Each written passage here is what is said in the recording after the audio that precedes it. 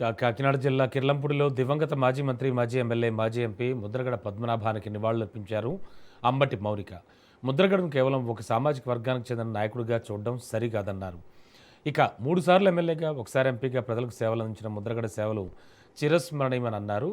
ఇక మరిన్ని వివరాలు అంబటి మౌనికతో మా కాకినాడ ప్రతినిధి సిద్ధు ఫేస్ టు ఫేస్ చూద్దాం. మాజీ మంత్రి ముద్రగడ పద్మనాభం ఎవరైతే మృతి చెందారో అంబటి మౌనిక గారు నివాళులు అర్పించడానికి వచ్చారు. మేడం గారు మాట్లాడుతున్నారు. మేడం, ఉభయ రాష్ట్రాల్లో ఒక లెజెండ్ నాయకుడు కోల్పోయిందని చెప్పొచ్చా? అంతే కదా, అవునండి.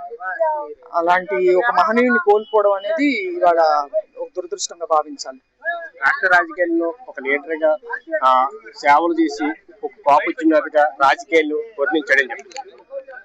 అంటే ఒక కాపు ఉద్యమ నేతగా చూడాల్సినటువంటి అవసరం లేదు. ఎందుకంటే 4 సార్లు ఎమ్మెల్యేగా, ఒకసారి ఎంపీగా పనిచేశారంటే బలహీన వర్గాల కోసం పోరాడినటువంటి వ్యక్తి.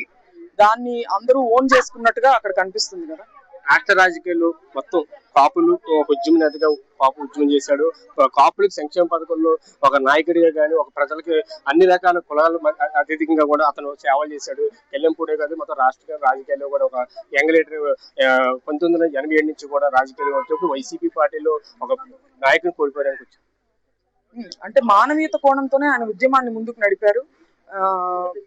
ఖచ్చితంగా అంటే పేద కుటుంబాలు, వాళ్ళ కుటుంబాల నుంచి వచ్చినటువంటి విద్యార్థులు చదువుకోవాలి, వాళ్ళకి ఉద్యోగాలు రావాలి అనేటువంటి ఒక కాజ్ కోసం ఆయన పోరాటం చేశారు. సో అలాంటి వ్యక్తిని కోల్పోవడం అనేది నష్టం. మీటింగ్ పెట్టుకున్నారు గతంలో.